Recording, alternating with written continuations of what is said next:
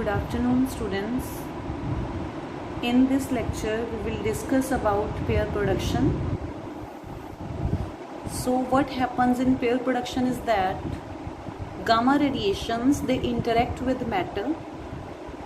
So here we have the incident gamma radiation, that is incident photon. It interacts with the matter, that is nucleus, and it gets disappeared,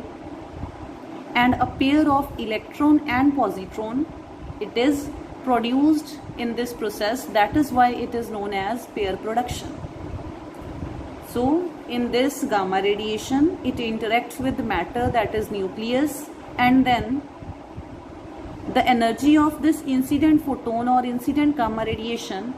it gets converted into mass, in which this electron, the pair of electron and positron, it is produced. But there is one condition in case of pair production, that is the energy of this incident photon, it must be greater than or equal to this 1.022 MeV, only then the pair production will take place. So pair production, it will take place only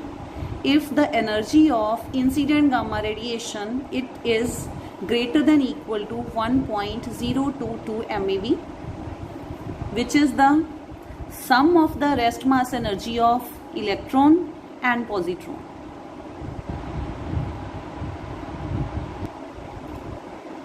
Now what happens in this process is that if the energy of gamma radiation, E gamma, it is greater than 1.022 MeV, then a part of this E gamma energy, it will be converted into the rest mass energy of the electron positron pair, and the energy which will be left, that will appear in the form of kinetic energy of the electron positron pair. So according to law of conservation of energy, if E gamma, it is the energy of the incoming gamma radiation, so it will be equal to h nu, and it will be used in creating electron having rest mass energy m naught c square, plus in creating positron having rest mass energy m naught plus c square, plus the remaining energy, it will be used in providing the kinetic energy to positron and the kinetic energy to electron. So this m naught c square plus m naught c square, it will be 2 m naught c square,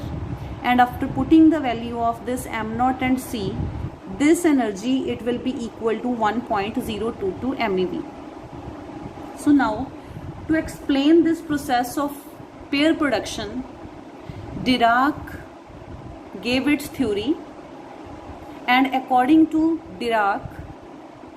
he tried to explain the phenomena of pair production with the help of Dirac wave equation, and he used relativistic expression of energy, that is energy of the free electron, it is given by E square is equal to P square C square plus m naught square C4. From this expression, when we will calculate the expression for energy, it will come out to be plus minus root P square C square plus m naught square C4. So the energy from the expression, it has negative values of energy as well as it has positive values of energy, and when we will solve that equation of energy, which is positive as well as negative, the values of energy, they comes out to be two ranges, minus infinity to minus m naught c square and plus m naught c square to plus infinity, and the gap between these two energy ranges, it is 2 m naught c square. So then he plotted a graph. On y-axis we have energy, on y-axis these are positive energy states, these are negative energy states. Positive energy states ranging from m naught c square to plus infinity, and negative energy states, they are ranging from minus m naught c square to minus infinity, and there is the gap of 2 m naught c square. All these are positive energy states. It is continuum of positive energy states, and this is continuum of negative energy states. Now, according to Dirac, when there is no incident gamma radiation, means in the absence of external field, that is gamma radiation, all the negative energy states, they were filled with electrons, and electrons, they can make transition from negative energy state to positive energy state, but they can't make transition from positive energy state to negative energy states. I will repeat it again, that electrons, they cannot make transitions from this positive energy state to negative energy state, but in the presence of external field, that is incident gamma radiation of energy greater than the energy of this 2 m naught c square, electrons from these negative energy states, they can make transition to these positive energy states, but only in the presence of external field having energy greater than the gap of 2 m naught c square. So, see, transitions of electrons from negative to positive energy states, they are possible when incident radiation of energy greater than 2 m naught c square, it is supplied to the system. So, what happens is that when external energy or external field in the form of photon or gamma radiation, it is being supplied to the system, what happens is that according to Dirac,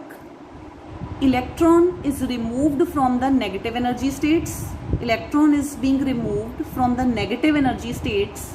and at the same time an electron of energy greater than m naught c square, it is being created in the positive energy state, and at the same time positron, that is E positive, is being created in the negative energy region having energy less than minus m naught c square. So what happens is that when gamma ray photon, it is being supplied to the system, then one electron, it is being removed from the negative energy region by one photon,